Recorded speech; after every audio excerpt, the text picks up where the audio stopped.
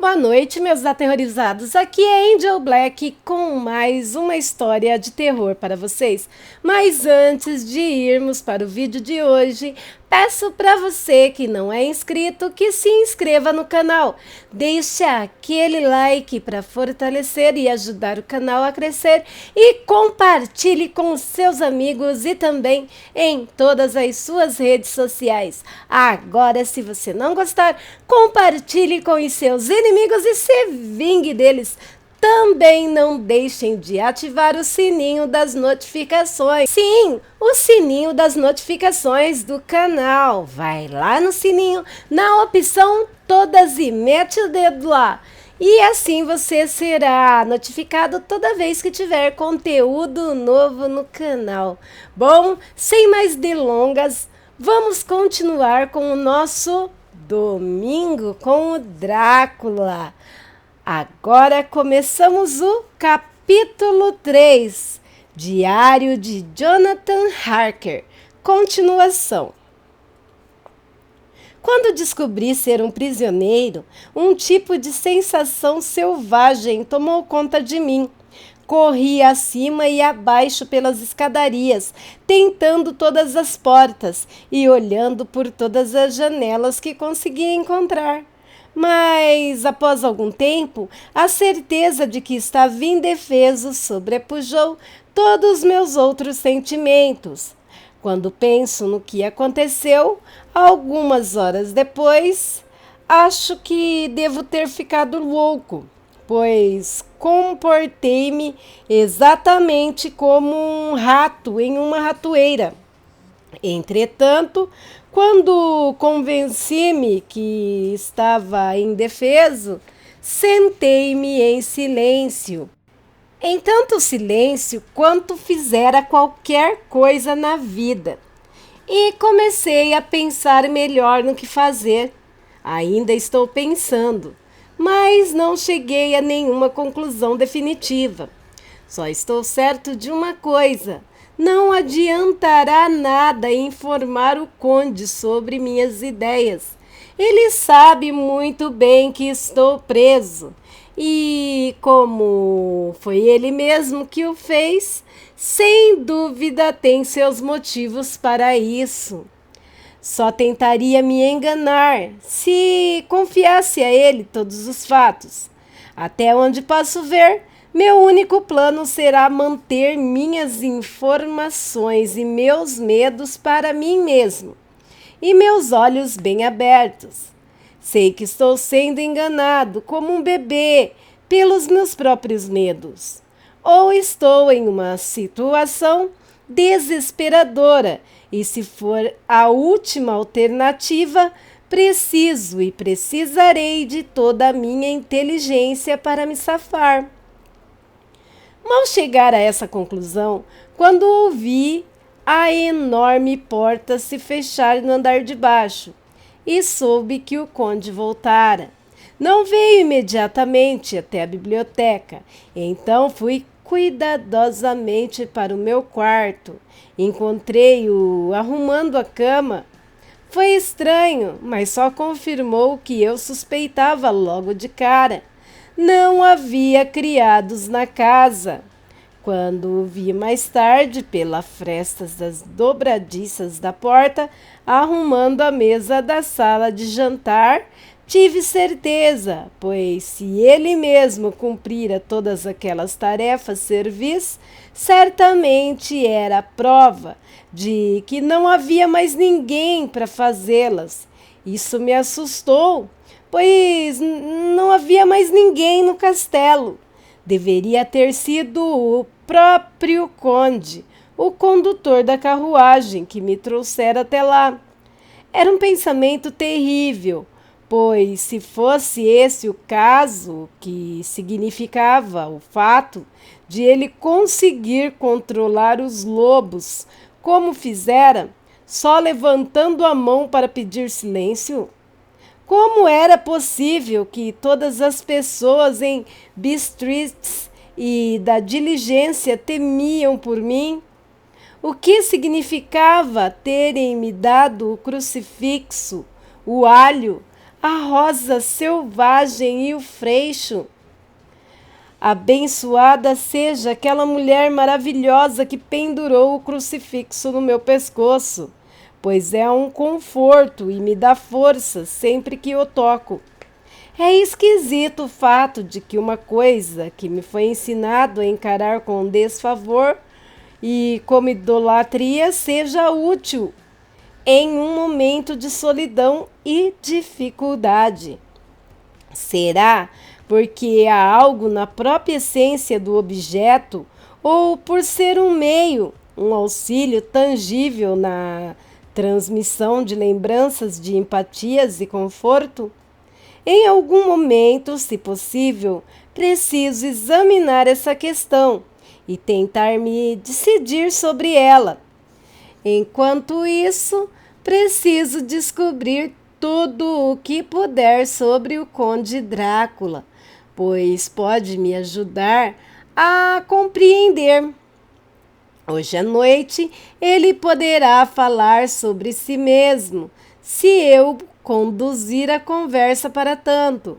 Preciso tomar muito cuidado, porém para não despertar suspeitas. Meia-noite. Tive uma longa conversa com o conde. Fiz-lhes algumas perguntas sobre a história da Transilvânia e ele gostou imensamente do assunto. Ao falar de coisas e pessoas, especialmente de batalhas, falava como se estivesse estado presente em todas. Isso ele explicou posteriormente, dizendo que, para um boiar, o orgulho de sua casa e de seu nome é seu próprio orgulho, e que a glória deles é a sua própria glória, que o destino deles é seu próprio destino. Sempre que falava de sua casa, sempre usava o termo nós e falava quase que no plural, como faria um rei. Gostaria de poder escrever tudo o que ele disse, exatamente como ele disse, pois para mim foi extremamente fascinante seu discurso. Parecia conter toda a história da região. Ficou animado enquanto falava e andava pela sala, puxando seu bigode branco e agarrando tudo em que punha as mãos, como se fosse esmagar com força bruta. Uma coisa, ele disse que escrevi com tanta exatidão quanto pude, pois conta de sua maneira a história de sua raça. Nós, os Ezequiels, temos o direito de sermos orgulhosos, pois em nossas veias corre o sangue de muitas raças corajosas, que lutaram como lutam os leões, por dominância. Aqui, no turbilhão das raças europeias, a tribo húngrica trouxe aqui para baixo da Islândia o espírito de luta que Thor e Odin lhe deram e que seus berserkers demonstravam com um tamanho propósito nos litorais da Europa. Sim, e da Ásia e da África também. Até que os povos pensavam que fossem lobisomens que havia chegado aqui. Também, quando vieram, encontraram os hunos, cuja fúria bélica varrera a terra como uma chama viva, até que os povos moribundos pensaram que em suas veias corriam o sangue dos velhos feiticeiros, que, expulsos da Sítia, haviam se acasalado com demônios do deserto. Tolos, tolos! Que demônio ou feiticeiro foi tão grande como Átila, cujo sangue está dentro dessas veias? Ele levantou os braços. É de se surpreender sermos uma raça conquistadora, sermos orgulhosos que os magiares, os lombardos, os árabes e os búlgaros ou os turcos chegam aos milhares em nossas fronteiras e o expulsamos? Ou é estranho o fato de que, quando Arpades e suas legiões destruíram as terras húngaras, nos encontraram aqui quando chegaram na fronteira? Que a conquista da Húngara da bacia dos Carpatos terminou aqui?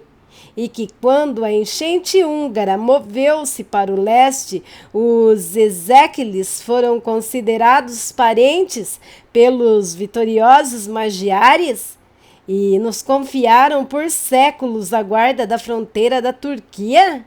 Sim, e mais do que isso, o dever interminável da guarda da fronteira, pois, como dizem os turcos, a água dorme, o inimigo não.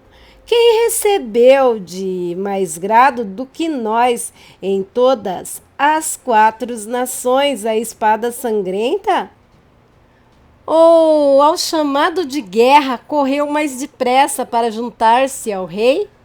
Quando foi redimida a grande vergonha de minha nação, a vergonha de Cassova, quando as bandeiras dos valáquios e dos magiares caíram sob o crescente, quem foi, senão um homem da minha própria raça, como Voivode cruzou o Danúbio e derrotou os turcos em suas próprias terras? Foi um Drácula, com certeza. A tragédia foi que seu próprio irmão indigno, quando ele caíra, vendeu seu povo para os turcos e deixou com que a vergonha da escravidão se abatesse sobre ele.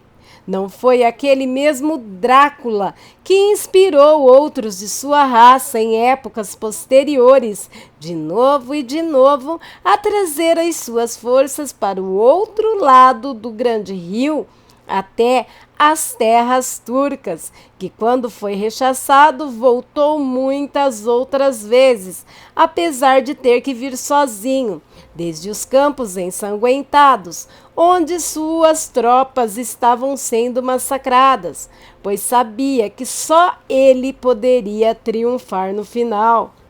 Disseram que ele só pensava em si próprio. Bah! De que servem camponeses sem um líder? Onde termina a guerra sem um cérebro e um coração para conduzi-la? Novamente, quando após a batalha de Moax nos libertemos do jugo dos húngaros, nós, do sangue Drácula, estávamos entre os líderes, pois nosso espírito não permitiria não sermos livres. Ah, jovem senhor, os Ezequiels com os Drácula, como o sangue de seu coração, seu cérebro e sua espada, podem gabar-se de um histórico de fungos, como os Habsburgos e os romanos nunca alcançarão. Os dias de guerra terminaram. O sangue é algo precioso demais nos dias de hoje, de paz desonrosa, e as glórias das grandes raças são apenas histórias para contar. Àquela altura já era quase de manhã e fomos para a cama. Observação: este diário está muito parecido com o começo das noites da Arábia, pois tudo tem que ser interrompido ao cantar do galo, ou com o fantasma do pai de Hamlet. 12 de maio. Deixe-me começar com os fatos, simples e diretos, confirmados por livros e números dos quais não se pode ter dúvida.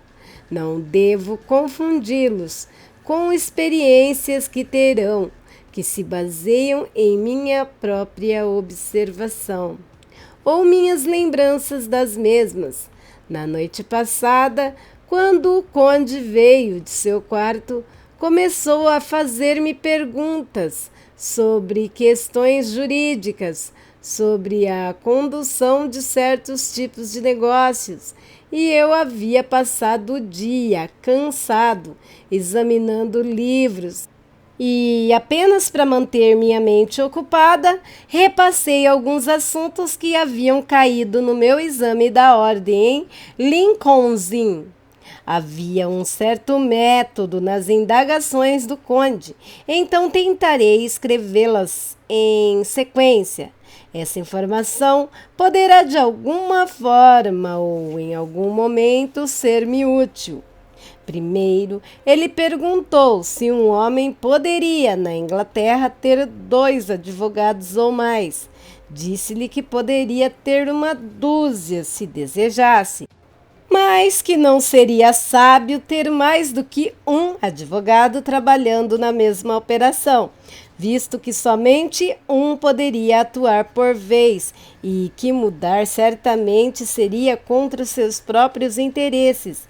Ele pareceu compreender perfeitamente e então perguntou se haveria alguma dificuldade prática em se ter um homem para cuidar de, digamos, assuntos bancários e outros de despachos, caso o auxílio local fosse necessário, em um lugar longe do lar do advogado para assuntos bancários. Pedi que ele explicasse melhor, para não o aconselhar mal, de modo que ele disse: darei um exemplo.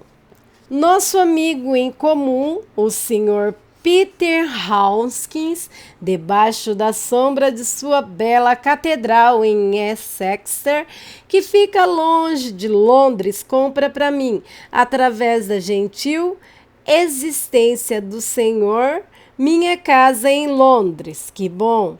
Agora deixe-me dizer com franqueza, a menos que o senhor ache estranho eu ter buscado os serviços de alguém tão longe de Londres, ao invés de um residente daquela cidade, que meu motivo foi impedir que qualquer interesse local fosse atendido, exceto o meu, e visto que algum residente de Londres pudesse talvez ter algum interesse próprio ou de um amigo para atender, busquei mais longe o meu representante, cujo trabalho seria somente atender os meus interesses.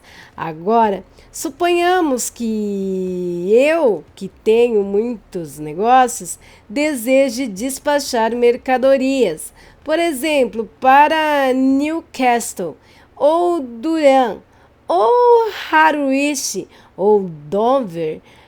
Isso não poderia ser feito com mais facilidade, atribuindo-se tal dever a uma pessoa localizada nesses pontos?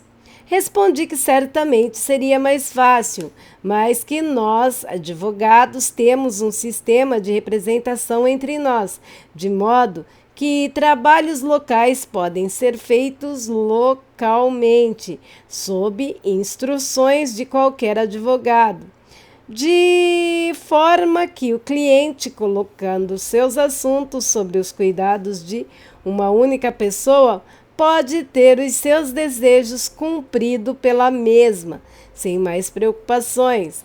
Mas, disse ele, eu poderia tomar a liberdade de decidir por mim mesmo, não é? É claro, respondi. Isso é feito com frequências por homens de negócios que não gostam de que todos os seus assuntos sejam de conhecimento de outra pessoa específica. Que bom, disse ele. Então passou a perguntar sobre os meios de se fazer consignações e os formulários que se deve preencher e todos os tipos de dificuldades que podem surgir, mas que com previsão se poderia evitar.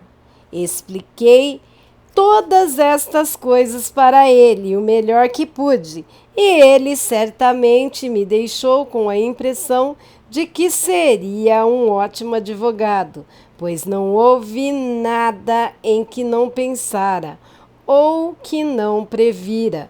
Para um homem que nunca tivera na Inglaterra e que, evidente, não conduzia muitos negócios, seus conhecimentos e sua argúcia eram maravilhosos. Após se satisfazer quanto a esses pontos sobre os quais falara, eu confirmara tudo o melhor que podia, com os livros disponíveis. Ele levantou-se repentinamente e disse: já escreveu alguma carta desde a primeira que enviou para o nosso amigo Sr. Peter Hawkins? Ou para outra pessoa? Foi com o coração pesado que respondi que não escrevera, que ainda não tivera oportunidade de enviar cartas para ninguém. Então, escreva agora, meu jovem amigo, disse ele, colocando uma mão pesada sobre meu ombro. Escreva para nosso amigo e para qualquer outra pessoa. E diga, se lhe agradar, que ficará comigo por mais um mês. O senhor deseja que eu fique por tanto tempo? Perguntei, pois o meu coração ficou gelado ao cogitar. Desejo muito. Não aceitarei recusas. Quando seu mestre pregador, como quer que o chame, concordou que alguém viria em nome dele, ficou entendido que somente minhas necessidades seriam consultadas. Não tenho limites, não é assim?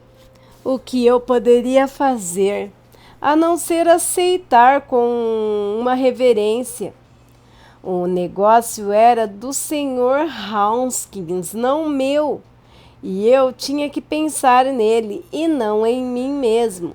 Além disso, enquanto o Conde Drácula falava, havia algo em seus olhos e seu porte me fez lembrar que eu era um prisioneiro e que, ainda que eu quisesse, não tinha escolha.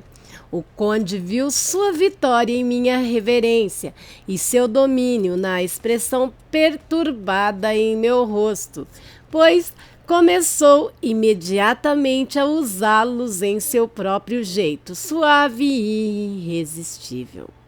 Rogo-lhe, meu caro amigo, que não fale de coisas que não sejam seus negócios em suas cartas. Sem dúvida, seus amigos ficarão felizes em saber que está bem ansioso para voltar para a companhia deles, não é verdade? Enquanto falava, passou-me 3 folhas de papel de carta e 3 envelopes. Eram todos feitos do mais fino papel estrangeiro, e olhando para eles e depois para ele, reparando em seu sorriso silencioso com os caninos afiados sobre o lábio inferior avermelhado, compreendi tão bem quanto se ele houvesse falado que eu deveria ter cuidado com o que escrevia, pois ele conseguiria ler. Então, decidi escrever só cartas formais, por hora, mas escrevi tudo para o Sr. Hawkins em segredo e também para a Mina, pois para ela eu poderia escrever em taquigrafia, o que confundiria o conde se ele lesse. Após escrever minhas 2 cartas, sentei em silêncio, lendo um livro, enquanto o conde escrevia diversas cartas, consultando, enquanto o fazia, alguns livros sobre a mesa. Então pegou as minhas 2 e colocou-as com as suas próprias, guardando o seu material de escrita. Após que, no instante em que a porta se fechou atrás dele, debrucei e olhei para as cartas que estavam viradas para baixo sobre a mesa. Não senti nenhum escrúpulo em fazê-lo, pois, sob as circunstâncias, senti que deveria me proteger da forma que eu pudesse. Uma das cartas estava endereçada para Samuel F. Billington, número 7, The Crescent, Weirdby. Outra para Harry Lawner, Varna. A terceira para Coates e Co., Londres. E a quarta para Erin Clospostes e Birrent, Banqueiros, Budapeste. A segunda e a quarta não estavam seladas. Eu estava prestes a lê-las quando vi a maçaneta se mexer. Afundei novamente em minha poltrona, só tendo tempo de colocar as cartas onde estavam e retornar a meu lugar antes de o conde, segurando mais uma carta em sua mão, entrar na sala. Pegou as cartas sobre a mesa e colocou selos em todas cuidadosamente. Então, virando-se para mim, disse: espero que me perdoe, mas tenho muito trabalho a fazer privadamente esta noite. O Senhor encontrará, espero, todas as coisas conforme deseja. Ao chegar à porta, voltou-se e disse, após uma pausa de um momento: permita-me aconselhá-lo, meu caro jovem amigo. Não deixe-me avisá-lo com toda a seriedade, que caso saia destes cômodos, não durma de jeito nenhum em outra parte do castelo. Ele é velho e tem muitas memórias e pesadelos. Vem para aqueles que dormem em lugares desaconselháveis. Esteja avisado, caso seja cometido pelo sono, agora ou em outro momento, ou caso seja provável que isso aconteça, apresse-se em direção a seu próprio quarto ou para estes cômodos, pois o seu descanso será então seguro. Mas se não for cuidadoso neste sentido, então...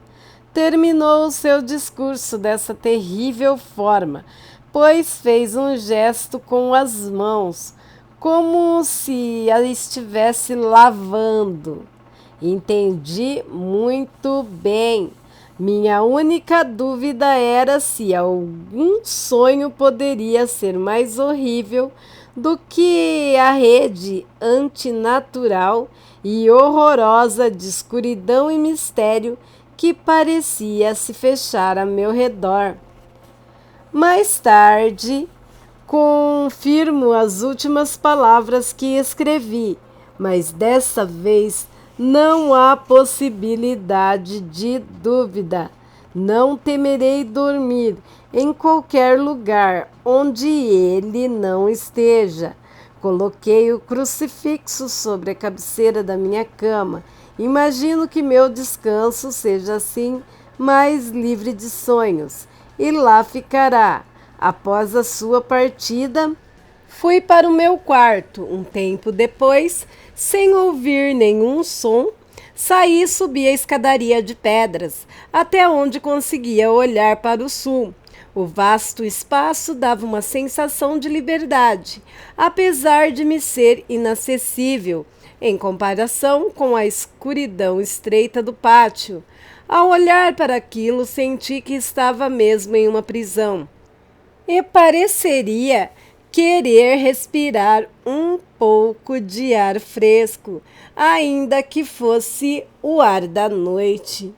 Estou começando a sentir essa existência noturna me afetar. Está deixando os meus nervos em frangalhos. Me assusto com a minha própria sombra e estou cheio de todos os tipos de imaginações horríveis. Só Deus sabe como há motivos para o meu terrível medo. Neste lugar amaldiçoado, Olhei para a belíssima vastidão, banhada pelo suave luar amarelado, até que estivesse quase tão clara quanto o dia. A luz suave, as colinas distantes se misturavam, as sombras nos vales e desfiladeiros adquiriam um negrume aveludado. A mera beleza parecia me alegrar. Havia paz e conforto em cada respiração minha. Enquanto me debruçava para fora da janela, meu olhar foi atraído por algo que se movia em um andar abaixo de mim, um pouco para minha esquerda, onde imaginei, pela ordem dos cômodos, que as janelas do quarto do próprio conde dariam. A janela onde eu estava era alta e profunda, com montantes de pedra, e apesar de castigada pelo tempo, continuava completa. Mas evidentemente fazia muito tempo desde que tivera um parapeito. Recuei-me para trás das pedras e olhei para fora com cuidado. O que vi foi a cabeça do conde saindo pela janela. Não vi o rosto, mas reconheci-o pelo pescoço e pelos movimentos de suas costas e seus braços. De qualquer forma, não podia confundir as mãos que tiveram tantas oportunidades de me examinar. Primeiro fiquei interessado e um tanto quanto divertido, pois é incrível como algo pequeno interessa e diverte alguém que é prisioneiro. Mas meus sentidos se transformaram em repulsa e terror quando vi seu corpo inteiro emergir lentamente da janela e começar a descer a parede do castelo rastejando em direção àquele terrível abismo de cabeça para baixo, com a sua capa se espalhando a seu redor como grandes asas. De primeira não pude acreditar em meus olhos. Pensei que era algum truque da luz da lua, algum estranho efeito das sombras, mas continuei a olhar. Não podia ser nenhuma ilusão. Vi seus dedos das mãos e dos pés agarrarem os cantos das pedras, com o cimento gasto pela pressão dos anos, usando assim todas as projeções e desníveis para descer com considerável velocidade, como um lagarto se move por uma parede. Que tipo de homem é este? Ou que tipo de criatura com aparência humana é? Sinto terror neste lugar horrível me dominar. Tenho medo, um medo terrível, e não tenho como escapar. Estou cercado por terrores sobre os quais não ouso pensar. 15 de maio. Mais uma vez vi o conde sair daquele seu modo semelhante a um lagarto. Desceu movendo-se de lado por cerca de 30 metros bem para a esquerda e desapareceu em algum buraco ou janela. Quando sua cabeça havia desaparecido, inclinei para tentar ver mais, mas sem sucesso. A distância era grande demais para permitir um ângulo de visão adequado. Sabia que ele saíra do castelo e pensei em usar a oportunidade para explorar mais do que ousara fazer até então. Voltei para o quarto e, pegando uma lamparina, tentei abrir todas as portas. Todas estavam trancadas, como esperava, e as fechaduras eram comparativamente novas.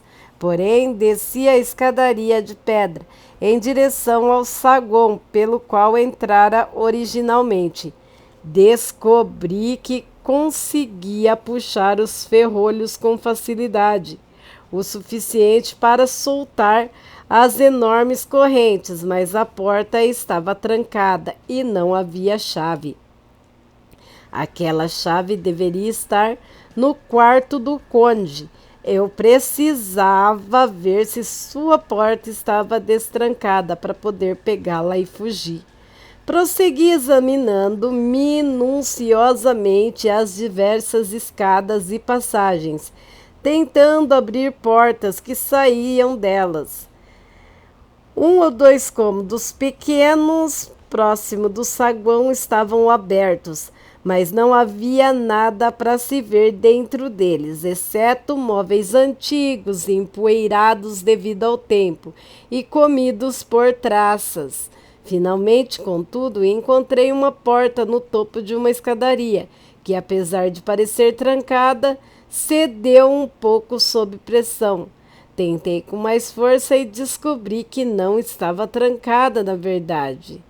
E sim, que a resistência era devido ao fato de as dobradiças terem caído um pouco e, apesar da porta estar repousando sobre o chão. Esta era uma oportunidade que eu não teria novamente. Então, me esforcei empurrando-a para trás, com muito empenho para que pudesse entrar.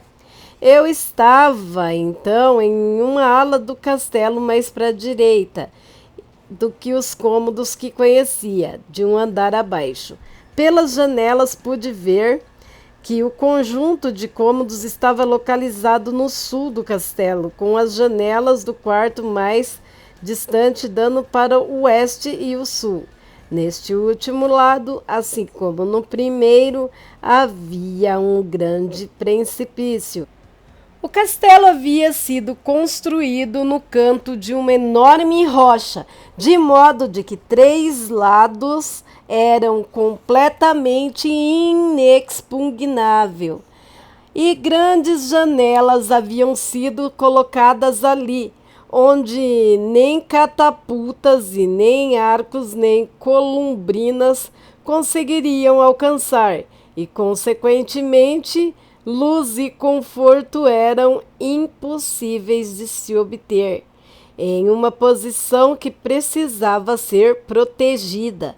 Ao leste havia um grande vale e, depois dele, erguendo-se ao longe, havia enormes montanhas irregulares, com um pico acima de pico, as faces das rochas marcadas por tramazeiras e acácias, cujas raízes agarravam-se nas rachaduras e fendas das pedras.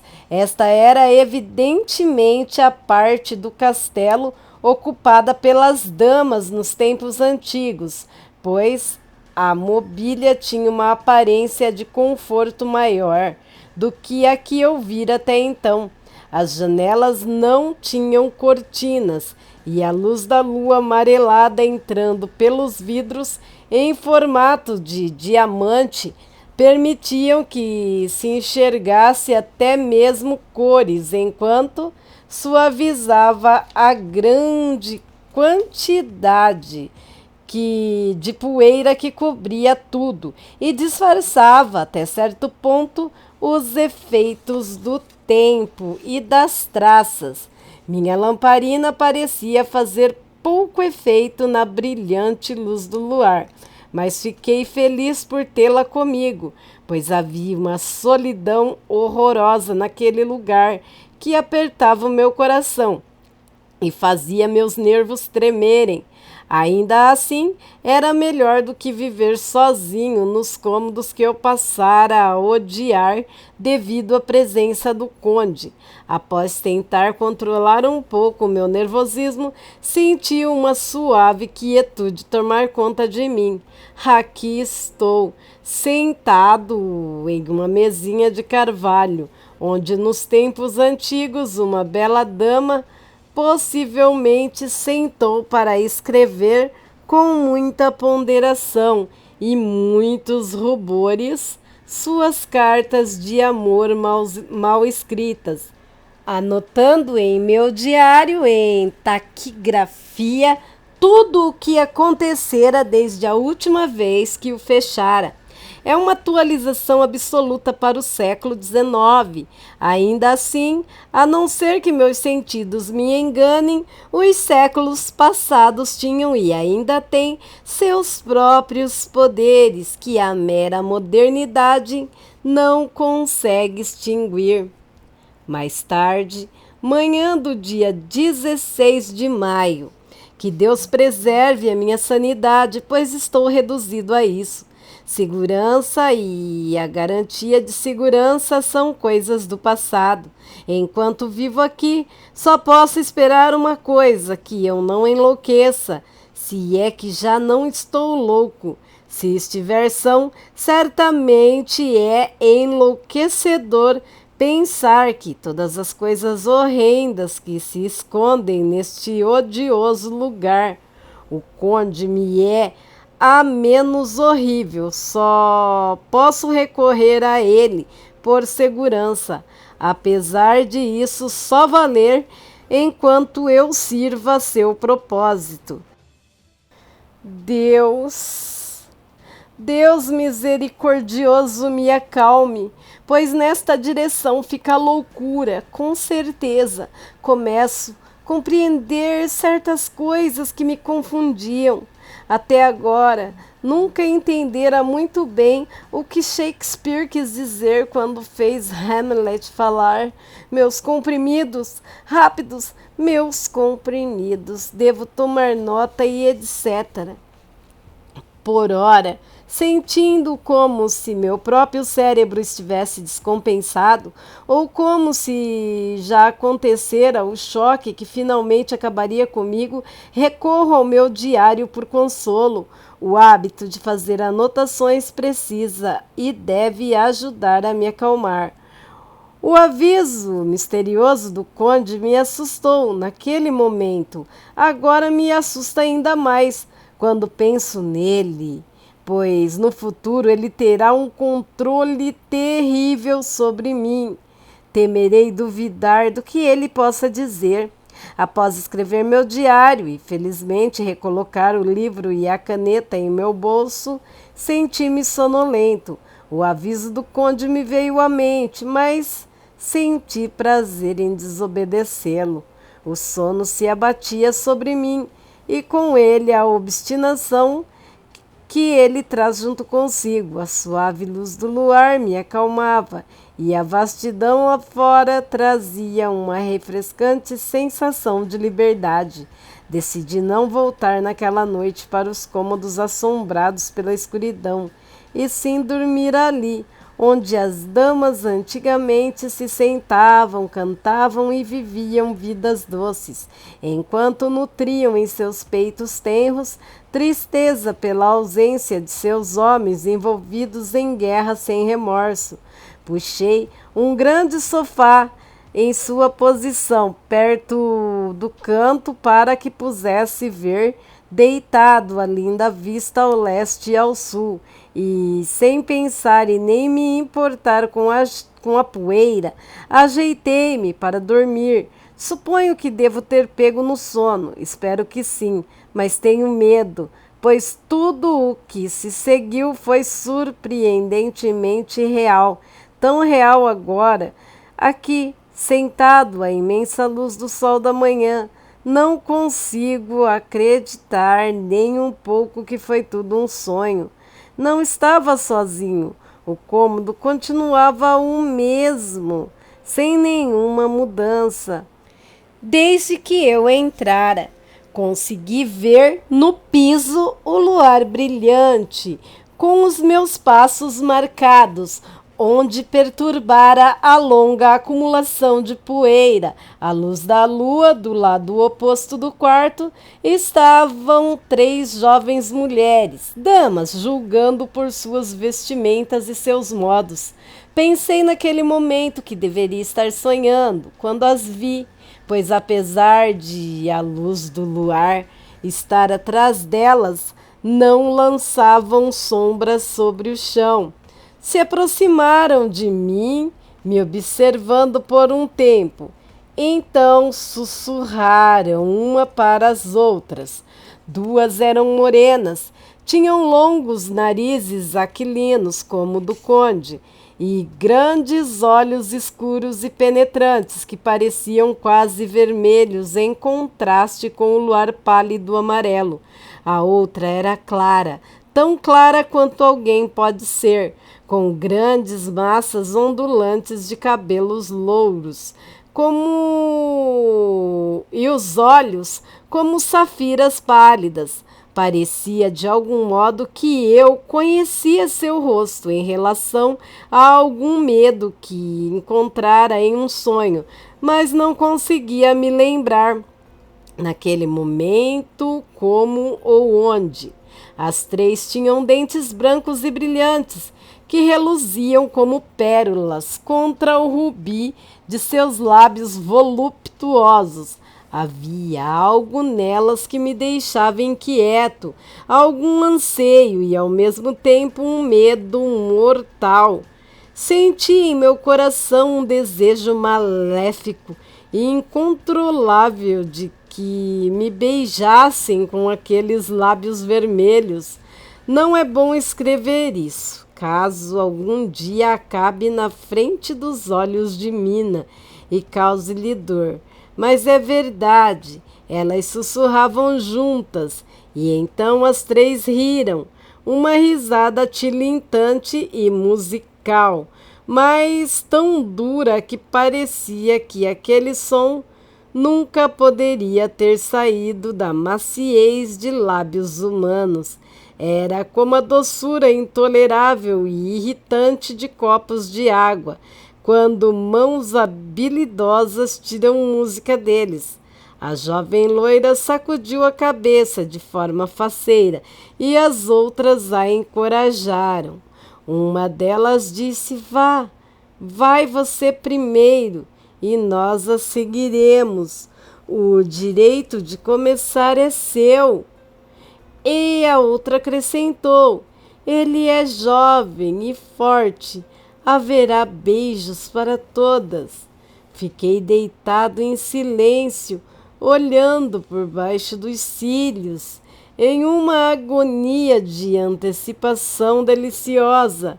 A jovem loira se avançou e debruçou sobre mim, até que pude sentir o movimento de sua respiração em meu rosto. Era doce e, de certa forma, doce como mel, e causou o mesmo formigamento em meus nervos que sua voz causara antes, mas com um amargor subjacente à doçura, uma ofensiva amarga, como se sente no sangue. Tive medo de levantar as pálpebras, mas olhava e enxergava perfeitamente sob os cílios. A garota pôs-se de joelhos e debruçou-se sobre mim, simplesmente exultante. Havia uma voluptuosidade deliberada, que era ao mesmo tempo eletrizante e repulsiva, e enquanto arqueava o pescoço, chegou ao ponto de lamber os lábios como um animal, até que eu pudesse ver a luz da lua, a umidade brilhante sobre seus lábios rubros e sobre a sua língua vermelha, que passava pelos seus dentes brancos e afiados.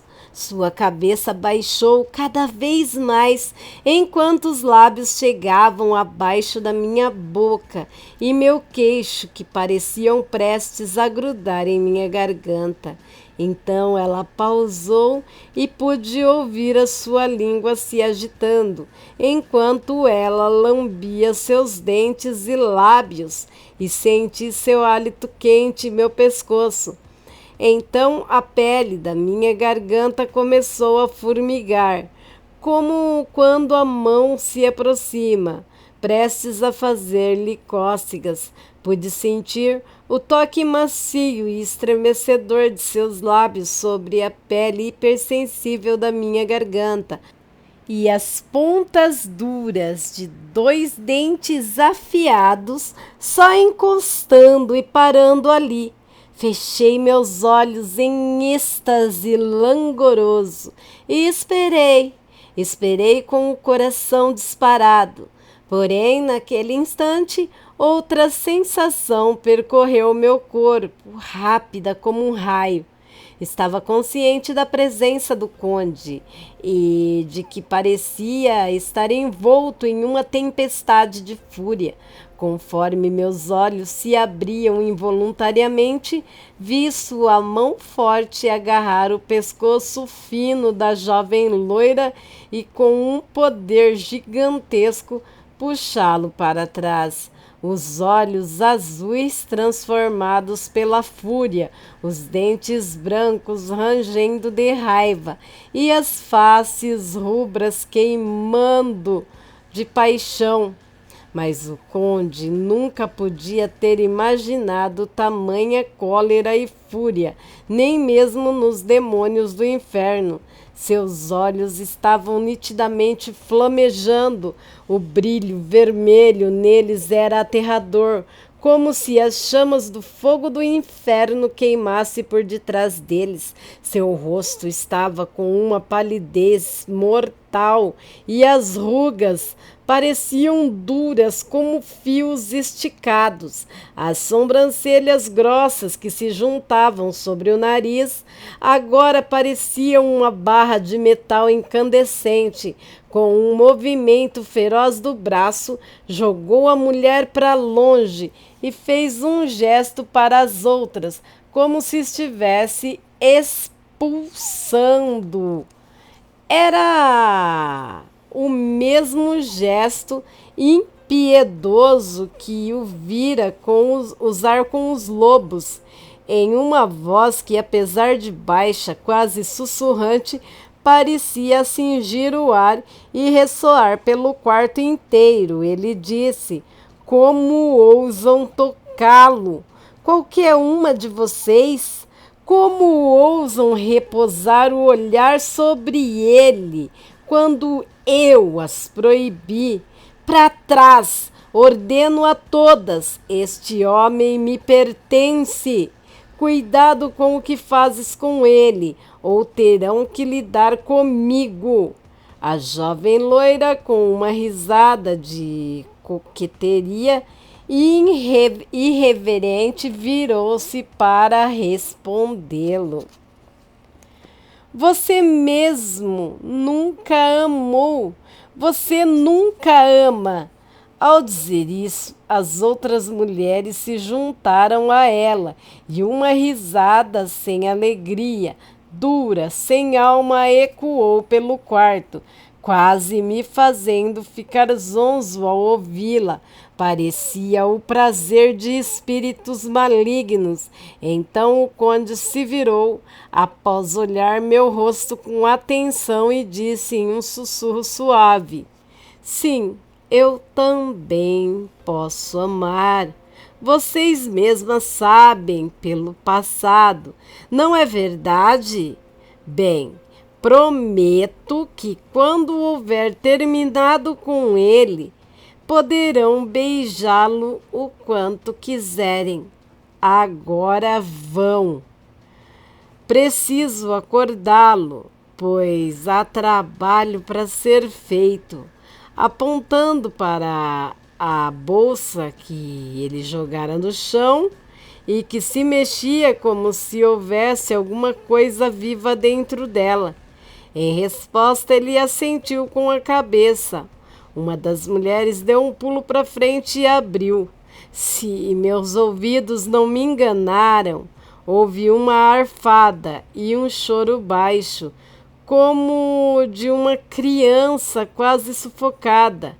As mulheres se aproximaram ao redor, enquanto eu ficava aterrado, mas enquanto as observava, elas desapareceram, levando consigo a terrível bolsa.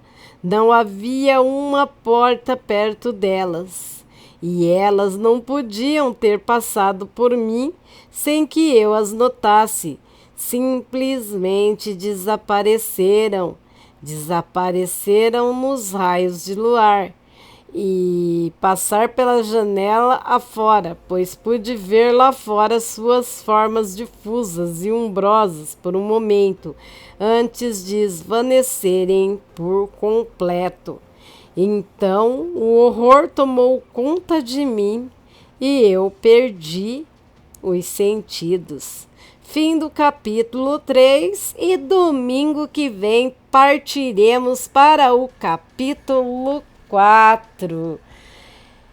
E aí, meus aterrorizados, o que vocês estão achando de passar o domingo com o Drácula? Deixe suas opiniões nos comentários desse vídeo. Lembrando de manter o respeito nos comentários seguindo as diretrizes do YouTube. Também deixe seu like, meta o dedo no like, porque o seu like ajuda muito o canal, ajuda muito mesmo. Se você está aqui pela primeira vez e gostou do canal, se inscreve, vai, não custa nada, venha fazer parte da família Angel Black também. E você que conhece pessoas que adoram passar por horas e horas ouvindo contos, relatos e até mesmo histórias de terror, envie esse vídeo, compartilhe o máximo que você puder. Como eu disse, você estará ajudando e muito o canal.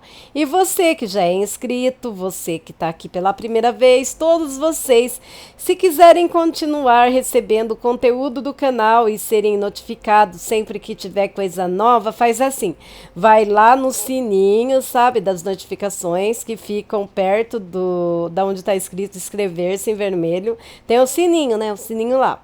Você aperta o sininho, depois da opção todas e pensa, toda vez que tiver conteúdo novo no canal, você será notificado, viu? Que beleza?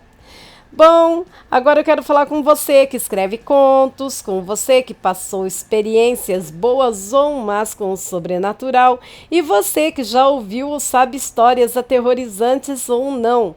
Basta que seja sobrenatural. Manda para o e-mail do canal, será uma honra compartilhar seu conto, sua história, seu relato aqui com todos que por aqui passarem.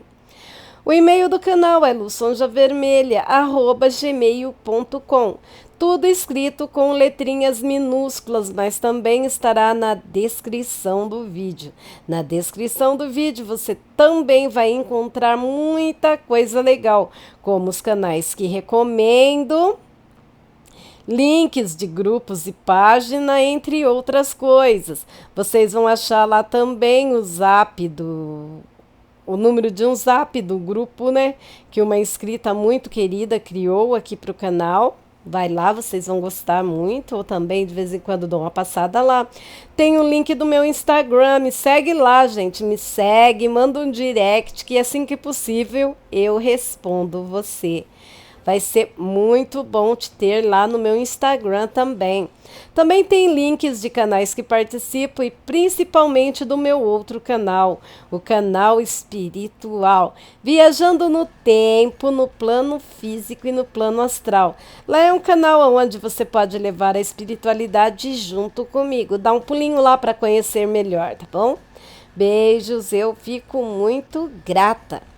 E a minha gratidão, né? Falando em gratidão, quero agradecer a todos os grupos e páginas do Facebook que me ajudam na divulgação e também na criação do meu trabalho. Quero agradecer também a todos os canais parceiros que me ajudam nessa aventura maravilhosa, porém maluca que é o YouTube. Enrolei a língua. Eu tô uma beleza hoje, galera. E é isso, eu quero agradecer principalmente a todos vocês, meus amores, pois sem vocês não existiria o canal e não existiria a Angel Black. Bom, vou parando por aqui, já deixando com vocês o meu coração, pois ele é todinho de vocês. Boa noite, meus aterrorizados, e tenham bons sonhos. Foi um prazer estar com vocês nesse domingo com o Drácula. Amo vocês demais. Fui!